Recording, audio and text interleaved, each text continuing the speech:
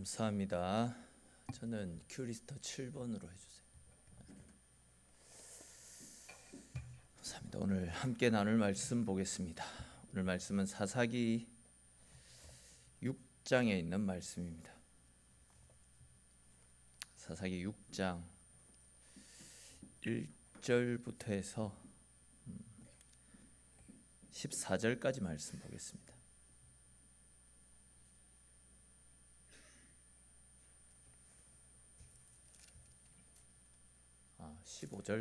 15절까지 봅시다. 사사기 6장 1절부터 해서 15절까지 말씀 우리 한 절씩 읽고 마지막 15절 같이 읽겠습니다. 이스라엘 자손이 또 여호와의 목전에 악을 행하였으므로 여호와께서 7년 동안 그들을 미디안의 손에 넘겨주시니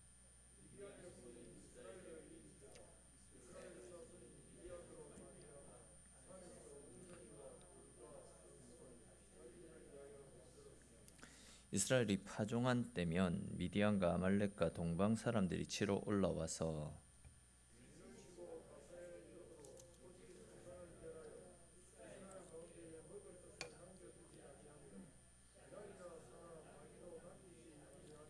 이는 그들이 그들의 짐승과 장막을 가지고 올라와 메뚜기 떼같이 많이 들어오니 그 사람과 낙타가 무수함이라 그들이 그 땅에 들어와 멸하려 하니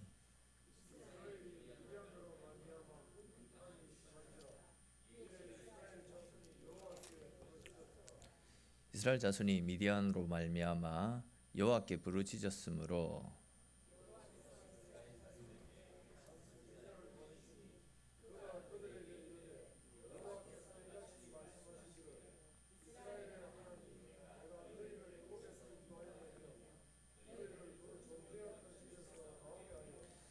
애굽 사람의 손과 너희를 학대하는 모든 자의 손에서 너희를 건져내고 그들을 너희 앞에서 쫓아내고 그 땅을 너희에게 주었으며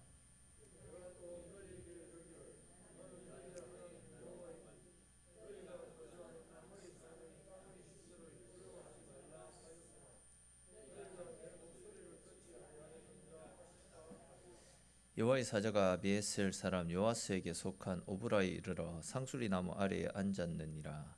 마침 요아스의 아들 기드온이 미디안 사람에게 알리지 아니하려 하여 밀을 포도주 틀에서 타작하더니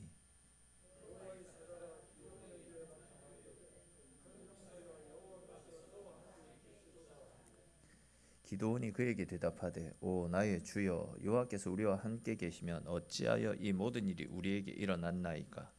또 우리 조상들이 일찍이 우리에게 이르기를 여호와께서 우리를 애굽에서 올라오게 하신 것이 아니냐 한 그 모든 이적이 어디 있나이까.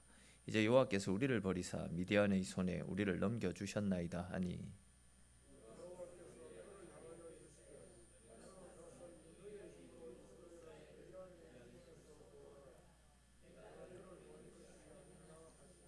같이 읽겠습니다. 그러나 기드온이 그에게 대답하되 오 주여 내가 무엇으로 이스라엘을 구원하리까. 보소서 나의 집은 므낫세 중에 극히 약하고 나는 내 아버지 집에서 가장 작은 자니이다 하니. 아멘. 지난 시간에 우리는 여자 사사 드보라에 의해서 이스라엘이 가나안 왕과 또 그의 군대 장관 시스라 또 시스라가 이끌었던 900대의 철병거를 깨트려 버림을 통해서 다시금 이스라엘 땅에 40년간의 평화가 찾아오는 것을 함께 살폈습니다. 근데 이제 오늘 본문을 다시 보십시오. 1절을 보시면 이스라엘이 또 여호와의 목전에서 악을 행함으로 여호와께서 7년 동안 그들을 미디안에게 넘기셨다라고 말씀을 하고 있습니다. 계속 살펴보고 있는 것처럼 하나님께서 은혜를 베풀어 주셨으면 그 은혜에 감사하면서 그 은혜를 누리면 되는데, 그리고 믿음대로 살아보려고 안 되더라도 발버둥을 치면 되는데, 그럼에도 불구하고 이들은 하나님이 주신 평안함을 그들의 사리사욕을 채우고 오로지 이 땅에서 잘 먹고 잘 사는 일에만 급급해서 하나님과 상관없는 삶을 살았습니다. 즉 하나님 앞에 또 죄를 범하였습니다. 그 결과 또 하나님의 진노를 사게 되었습니다. 미디안 사람들이 그리하여 이제 하나님의 진노를 사서 하나님께서 그들에게 미디안이라고 하는 매를 드셨는데, 미디안 사람들이 얼마나 이스라엘을 괴롭혔는지 이스라엘의 형편은 뭐 말이 아니었습니다. 더 이상 뭐 고향이나 집에서 살아갈 수가 없을 정도로 굉장히 피폐해져서 그들은 정든 집과 고향을 다 등지고 산으로 들러 바다로 다 도망을 가버린 상황이었습니다. 근데 이제 우리가 지금 계속 살펴보고 있듯이 이스라엘이 뭐 메소포타미아나 블레셋 또 암몬이나 모압 같은 적들에 의해서 억압과 핍박을 당하고 있는 가장 근본적인 이유가 무엇입니까? 이스라엘이 왜 이 이방인들에 의해서 이렇게 괴롭은 삶을 살고 있는 것이겠습니까? 한마디로 표현하면 죄 때문 아닙니까? 그들이 여호와 앞에서 악을 행했던 죄 때문에 하나님으로부터 괴로움을 당하고 있습니다. 그러니까 하나님께서 죄 가운데 살아가는 그들을 돌려 세우기 위해서 이방인이라고 하는 사랑의 매를 드셨던 겁니다. 좀 다른 관점에서 말씀드리면, 이스라엘이 이방인들에 의해서 고난과 수탈을 당했던 이유는 하나님을 떠나서 불의한 죄를 행하고 살아가던 그들에게 이제라도 제발 좀 돌이켜서 하나님 앞에 엎드려 하나님 뜻대로 살아가라고 그들을 부르시는 하나님의 사인이었다라는 거죠. 그러면 그때라도 하나님 살려주십시오. 하나님 아니면 전 진짜 아무것도 아닌 인생인데 저를 제발 불쌍히 여겨주시고 우리에게 긍휼을 베풀어 주십시오라고 죄를 회개하고 그때라도 하나님을 찾아야만 했었더랬습니다. 아무리 우리의 죄가 심각하다 할지라도 뭐 아시는 대로 하나님은 우리가 전심으로 회개하고 하나님을 찾을 때에 우리의 죄를 사하여 주시고 우리를 회복시켜 주시는 하나님이시지 않습니까? 아시는 대로 하나님께서는 우리가 얼마나 많은 죄를 지었느냐 그런 것을 묻지 않으십니다. 너희가 그 죄에서 돌이켰느냐, 회개하고 돌아섰느냐. 하나님이 보시는 것은 우리의 죄가 아니고 뉘우치고 돌아서는 우리의 모습을 보신다라는 거죠. 그리고 그런 우리의 모습을 보시고 우리를 회복시켜 주시고 은혜를 베풀어 주시는 분이 우리 하나님이십니다. 근데 오늘 본문 2절부터 5절까지 보시면 이스라엘은 하나님께서 미디안이라고 하는 이방인을 통해서 그들에게 사랑의 매를 드셨는데도 불구하고 돌아서서 하나님을 찾기보다도 2절에 기록된 것처럼 산으로 들어갑니다. 굴을 파거나 땅굴을 파서 은밀하게 숨어 지냈습니다. 지금 이 문제는 하나님 앞에 죄를 가지고 나와서 하나님께 죄를 고백해야 되는 문제인데 그들은 오히려 그 죄를 감춘 채 은밀한 곳으로 꼭꼭 숨어 들어가는 것을 볼 수 있습니다. 그렇게 되자 이스라엘을 향한 미디안 사람들의 괴롭힘은 더욱더 깊어지는 것을 볼 수 있습니다.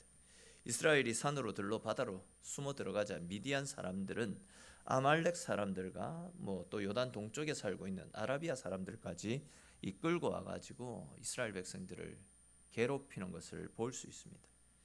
그들은 이스라엘의 농산물을 비롯해서 각종 양식들, 또 다음 해의 모종시라고 합니까?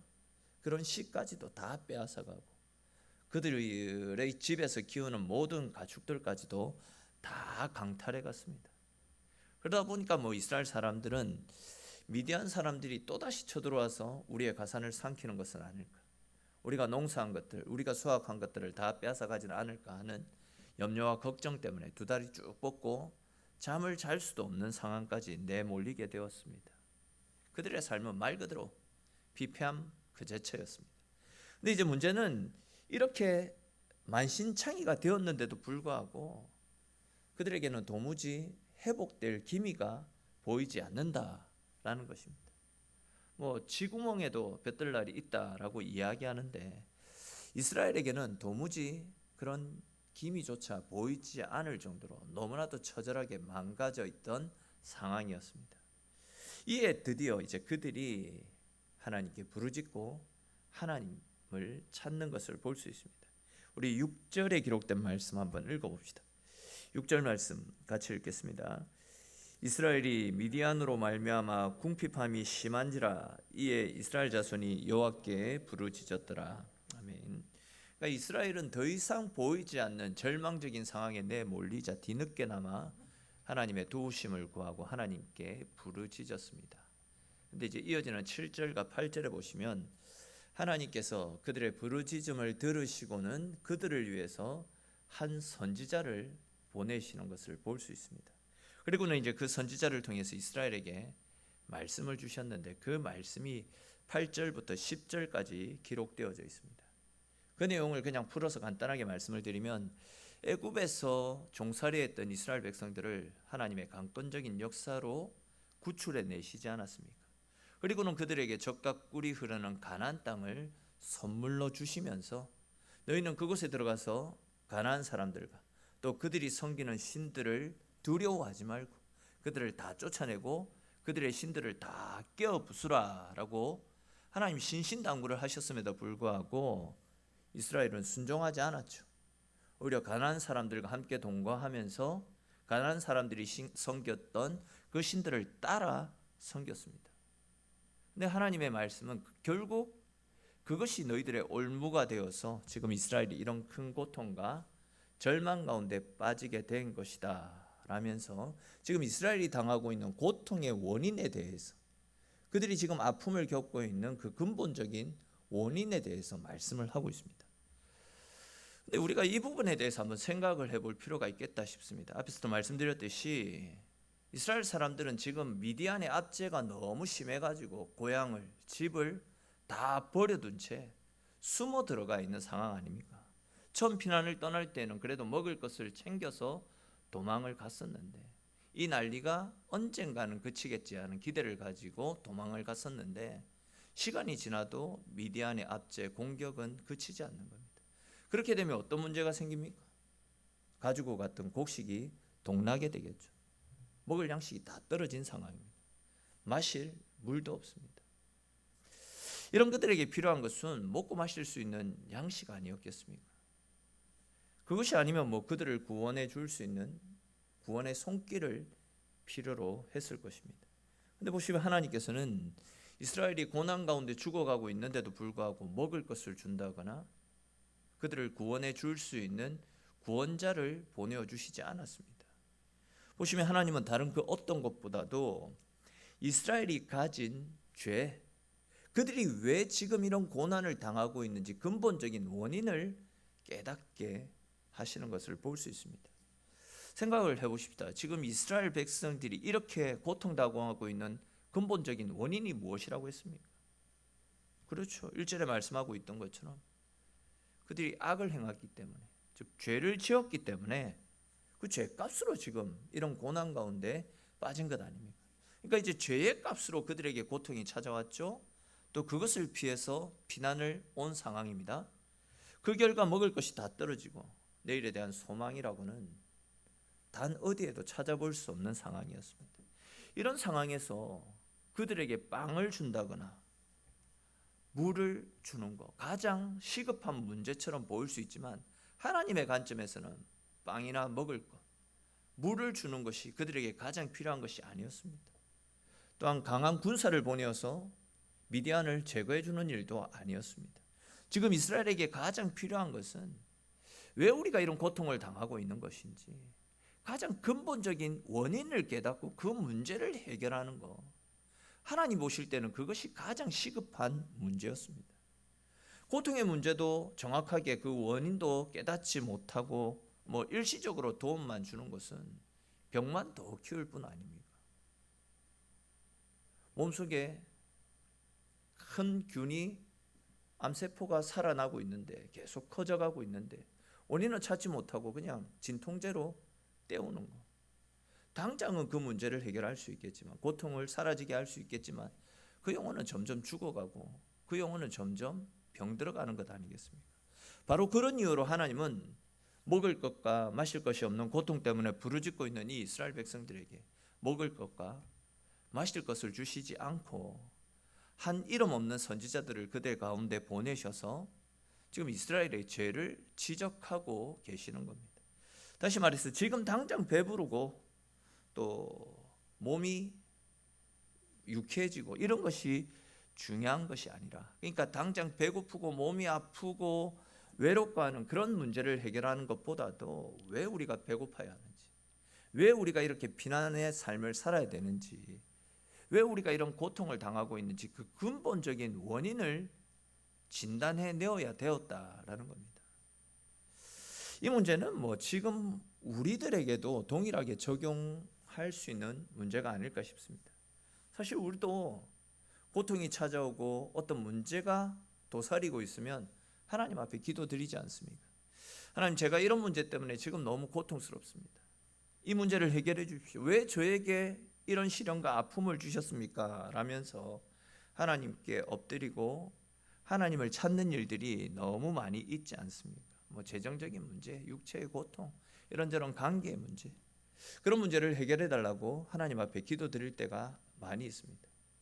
근데 하나님은 우리가 기도하며 엎드릴 때 우리가 드리는 기도에 응답하시기 전에 내가 왜 아픈지, 내가 왜 이런 고통 가운데 있는지, 내가 왜 이런 갈등을 겪고 있는지, 내가 당하고 있는 그 문제의 원인이 무엇인지를 먼저 진단한 다음에 기도하는 것을 원하고 계신다라는 거죠. 그냥 문제의 원인도 정확하게 알지 못한 채 무조건 내 문제를 해결해 주십시오, 이렇게 기도하는 것은 분명 잘못된 기도다라고 말씀드릴 수 있고, 또한 이런 상태에서 그러니까 내 문제를 계속 아는 채 신앙생활을 하게 되면 신앙생활의 기쁨도 감사도 없는 그냥 허무한 신앙생활, 형식적인 신앙생활만 계속해서 되풀이하게 된다라는 거예요. 하나님은 거룩하신 분이신데, 거룩하신 성령께서 내 안에 거주하시는데, 내가 죄로 죄의 문제를 해결하지 못한 채 하나님을 만나려고 하면, 하나님 앞에 나오면 거룩하신 하나님과의 교통이 일어나지 않는 겁니다. 죄의 문제가 해결되지 않은 채 하나님을 만나려고 하면 항상 갈등과, 항상 다른 사람은 은혜 받는 가운데서도 나는 은혜 받지 못한 채 항상 공허함만 느끼다 돌아가는 그런 형식적인 예배만 드릴 가능성이 굉장히 높다라는 거죠. 사실 뭐 겉으로 볼 때는 멀쩡해 보이고 아무 문제 없는 것처럼 생활하지만 아직도 해결하지 않은 죄의 문제로 인해서, 또한 여전히 끊어내지 못한 채 습관적으로 짓고 있는 죄 때문에 우리의 영혼이 묶여 있고, 또 하나님과의 관계도 가로막혀서 신앙생활을 하면서도 만족을 느끼지 못하는 사람들이 의외로 많이 있는 실정입니다. 그러다 보니까 주님이 나의 아버지가 되십니다. 우리는 24시간 주님만 바라보며 주님과 동행하는 삶을 살아가야 됩니다. 주님과 친밀한 관계를 유지하며 주님 뜻대로 살아가야 됩니다. 주님과 함께함이 우리에게 복이고 은혜입니다 라고 아무리 말씀을 전해 들어도 주님과의 관계는 차단된 채 여전히 신앙적으로 제자리 걸음만 하고 있고 주님이 주시는 은혜를 누리지 못하는 것입니다. 근데 이제 문제는 수많은 성도들이 이 문제를 해결하지 못하고 오랫동안 교회를 다니다 보니까 뭐 신앙의 연수는 쌓이니까 직분을 받고 봉사를 하고 신앙생활은 하지만 삶 가운데 참된 만족, 참된 기쁨을 누리지 못한 채 그냥 교회만 왔다 갔다 하는 그런 사람들이 의외로 너무 많이 있다라는 겁니다. 제가 이전에도 한번 말씀드린 기억이 있는데, 임종을 앞둔 권사님에게 구원의 확신이 있죠. 당연히 있을 거다 생각하고, 권사님 지금 하나님 앞에 서더라도 천국 갈 확신이 있죠. 글쎄요 라는 대답을 한다라는 거예요. 이런 사람들이 의외로 많이 있는 실정이다라는 거죠. 근데 이런 우리에게 지금 절실히 필요한 것은 지난날 우리의 연약함을 돌아보고 하나님 앞에 우리 자신을 바로 세워나가는 것. 오늘 본문에서는 그러한 사실을 이야기하고 있습니다. 철저하게 회개하고 철저하게 하나님 앞에 우리 자신을 바로 세워나갈 것을 말씀하고 있습니다.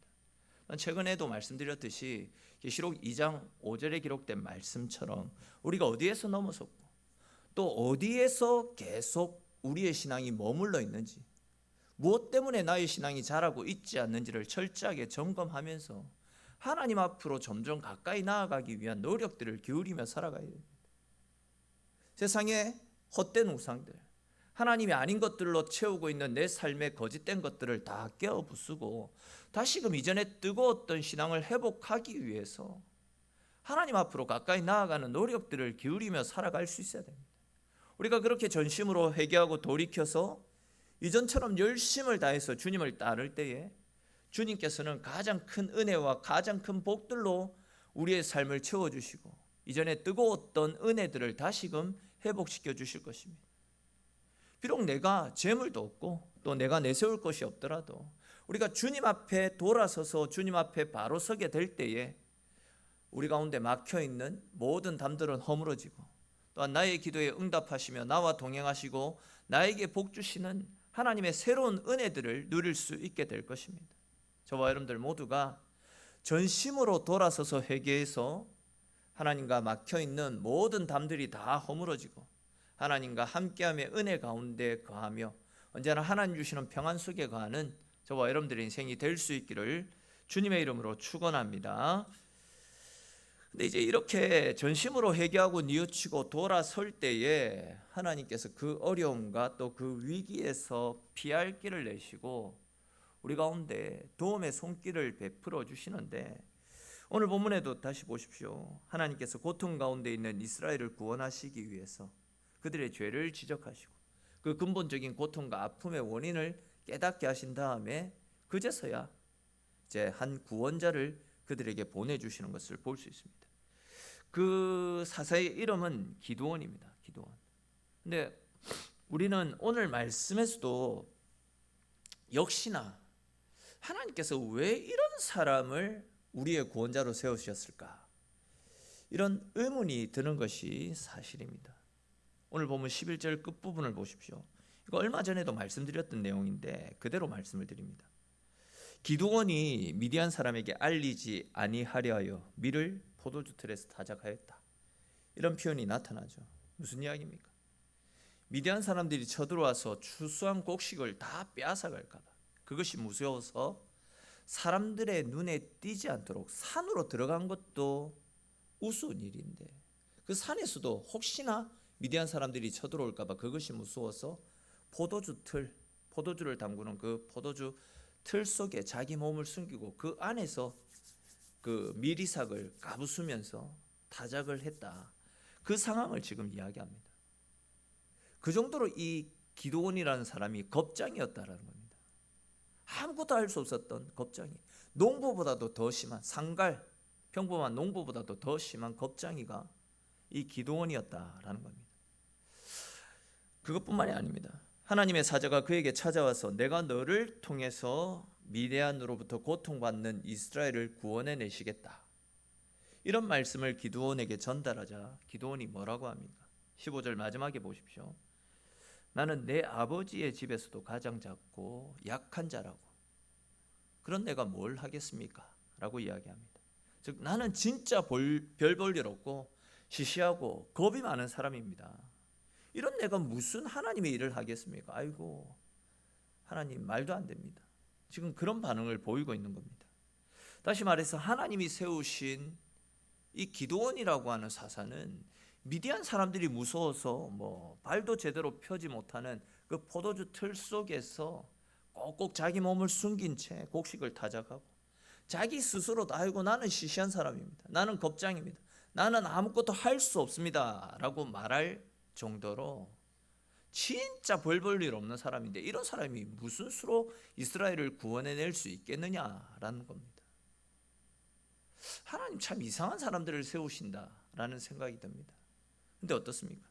우리가 다음 시간에 계속해서 살펴보겠지만 이 겁쟁이의 진짜 별 볼 일 없고 시시했던 이 기드온이 이스라엘을 공격해 들어왔던 미디안의 대군을 무찔러 버리고 이스라엘 가운데 다시금 평화를 안겨주는 내용들이 다음 본문 가운데 쭉 나타나고 있습니다. 그렇다면 여러분 어떻게 해서 이렇게 볼품없고 약했던 사람이 미디안 대군과 맞서서 이스라엘을 구원해내는 이 엄청난 일을 해낼 수 있었던 것이겠습니까? 우리 이와 관련해서 오늘 본문 12절 말씀 같이 한번 읽어봅시다. 12절 말씀 같이 읽겠습니다. 여호와의 사자가 기드온에게 나타나 이르되 큰 용사여 여호와께서 너와 함께 계시도다 하매 아멘. 자, 보시면 분명 기드온은 자기 스스로 나는 별 볼 일 없고 시시한 존재입니다. 나는 아무것도 못합니다. 이렇게 말했는데 그런 그들을 향하여서 그런 이 기드온을 향해서 하나님은 뭐라고 부릅니까? 큰 용사, 큰 용사라고 이야기를 하고 있습니다. 분명 기드온은 저는 아무것도 할 수 없습니다 라고 했는데 하나님은 기드온을 큰 용사라고 불러주셨습니다.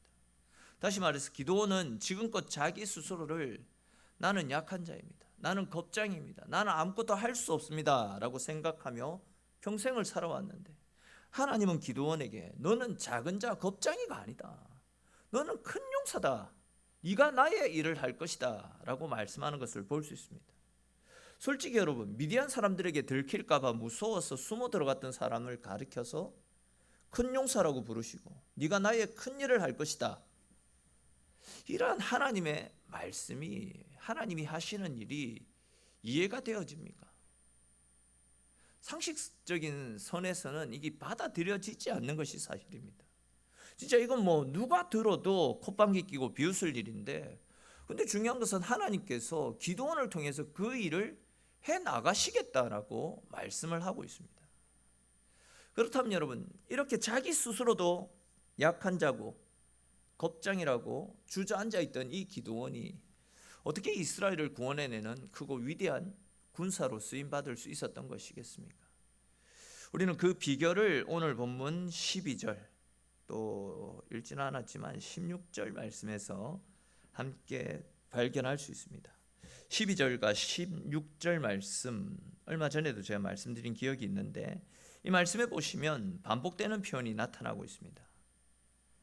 12절과 16절에 보시면 하나님께서 너와 함께 하신다라는 표현이 반복해서 나타나고 있지 않습니까? 그렇다면 여러분, 이렇게 하나님께서 기드온에게 하나님 너와 함께 하시겠다라고 두 번씩이나 반복해서 말씀해 주시는 이유가 무엇이겠습니까?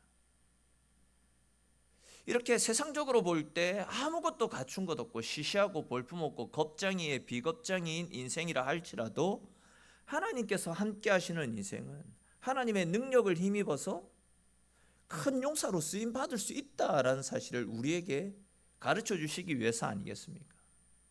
그렇습니다. 여러분, 하나님은 지난날 넘어지고 실패했던 겁장이 기드온을 보신 것이 아니라 하나님이 함께 하셔서 하나님의 능력을 힘입게 될 미래의 큰 용사로 쓰임받게 될 미래의 기드온을 보셨기 때문에 그런 겁장이를 향하여서 하나님은 큰 용사여 일어나라, 내가 너에게 큰 일을 맡기겠다라는 말씀을 하셨던 겁니다. 그리고 그렇게 하나님이 그와 함께 하시며 그에게 능력을 베풀어 주시니까 실제로 이런 겁장이를 통하여서 미디안 사람 13만 5천을 단숨에 다 깨어 부숴버렸던 것 아니겠습니까? 그러면 이것은 우리 인생이 도전받아야 될 말씀이 아닌가 생각됩니다. 이것은 우리 인생에도 동일하게 적용되어지는 말씀입니다. 사실 지금 우리의 모습은 참 연약한 모습이라고 할 수 있습니다. 무슨 일을 부탁하면 아이고 제가 뭘 하겠습니까?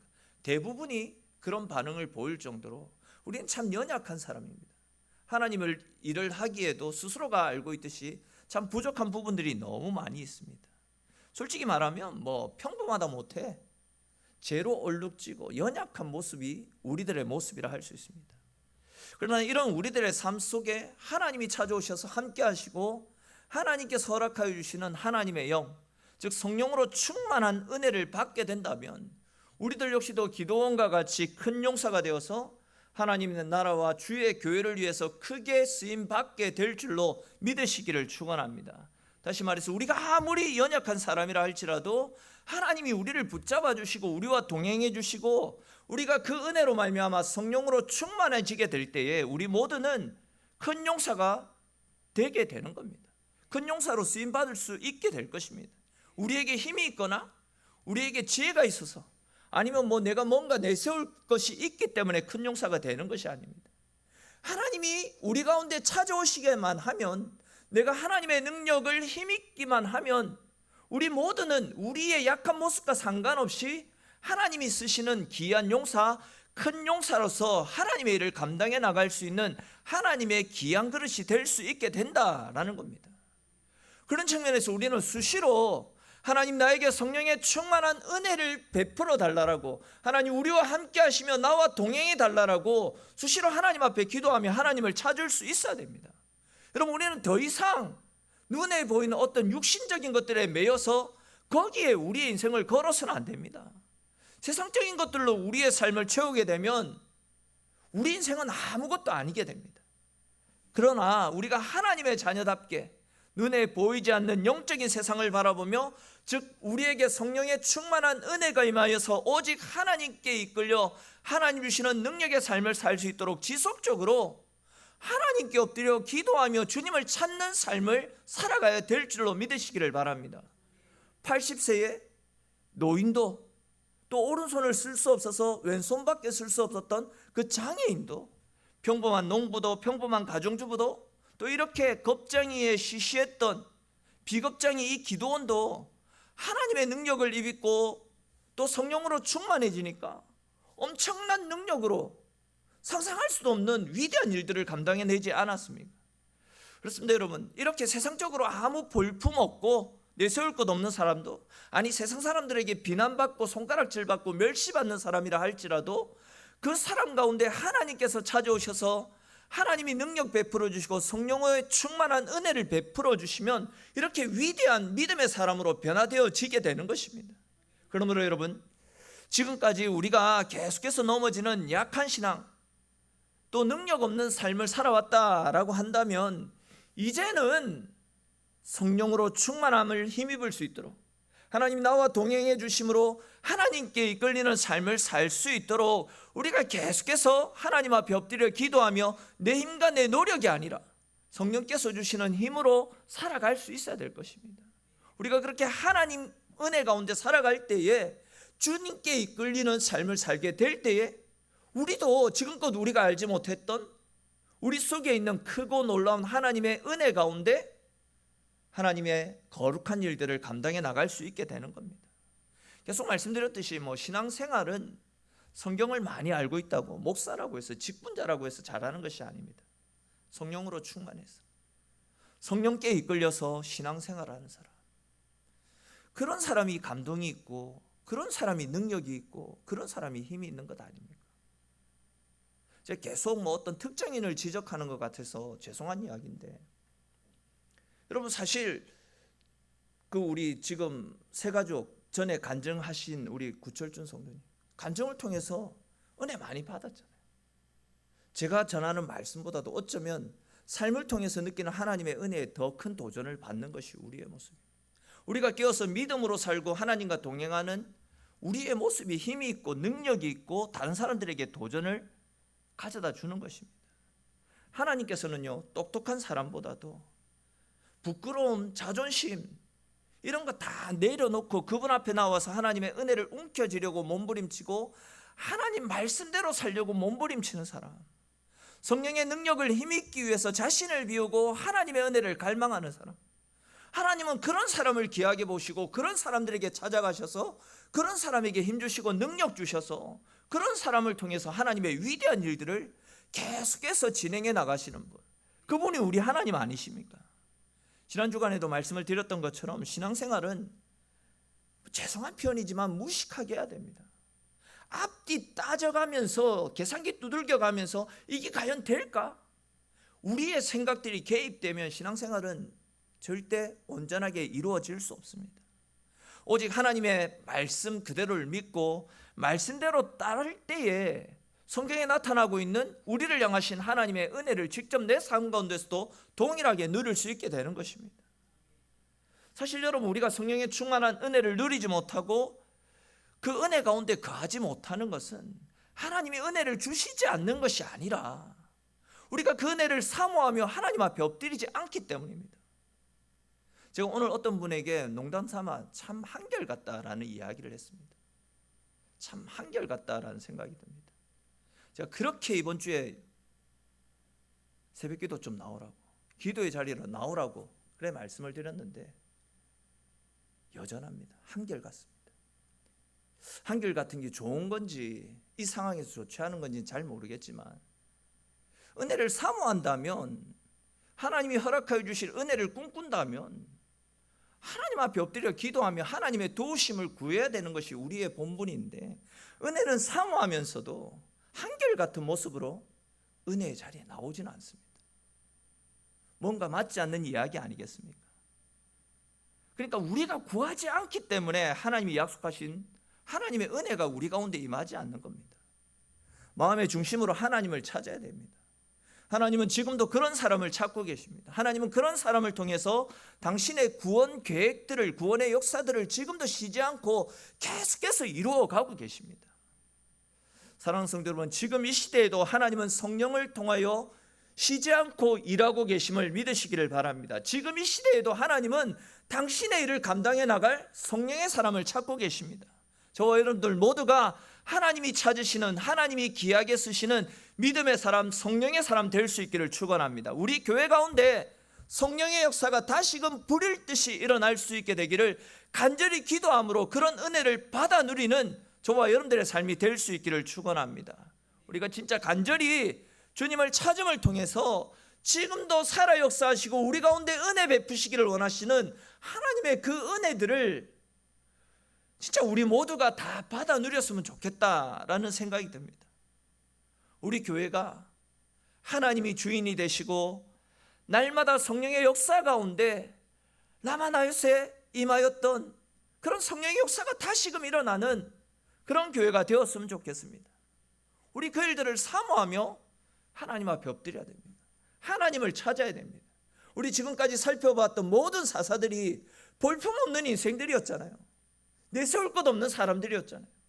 근데 성령이 역사하시니까, 하나님이 임하시니까 그들을 통해서 엄청난 구원의 역사들이 나타났습니다. 우리 상황을 보면 답 없습니다. 우리 교회 수적인 이런 모습들, 약한 모습들 보면 답이 없습니다. 그러나 우리에게는 하나님을 사모하는 믿음이 있지 않습니까? 하나님의 은혜를 갈급해하는 간절함들이 우리 속에 있지 않습니까? 그 간절함들을 하나님 앞으로 가지고 나와서 하나님을 찾고 하나님 앞에 엎드려야 됩니다. 하나님께 매달려야 됩니다. 그렇게 할 때에 하나님이 허락하여 주신 성경에 나타나고 있는 새로운 역사들이, 새로운 기적들이 저와 여러분들의 삶 가운데, 우리 교회 가운데 나타나게 될 것입니다.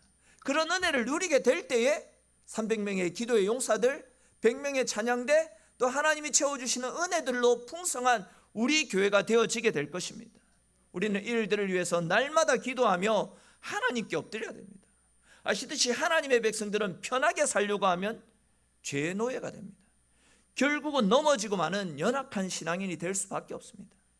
그러나 기도함을 통해서 성령의 충만함을 힘입게 되면, 하나님이 내 편이 되셔서 나를 위해서 하나님께서 일하시면 우리는 절대 넘어지지 아니하고 이 시대 가운데도 하나님의 살아계심을 드러내는 복음의 도구로서, 능력의 도구로서 하나님 앞에 귀하게 쓰임 받게 될 것입니다. 오늘 이 시간에도 우리의 심령과 또 우리가 부르짖는 모든 기도 가운데 성령의 불이 활활 타오르도록 우리 간절히 하나님 앞에 엎드려 기도할 수 있기를 바랍니다. 성령이 우리 가운데 임하시면 우리 인생은 달라지게 될 것입니다. 교회 가운데 다시금 불꽃이 튀는 하나님의 능력들이 임하게 될 것입니다.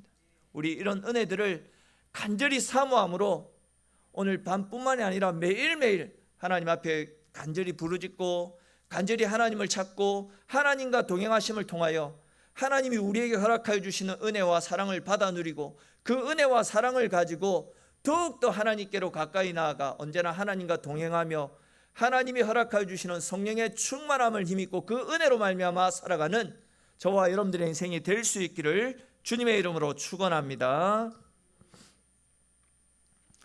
기도드리겠습니다. 사랑해 주님,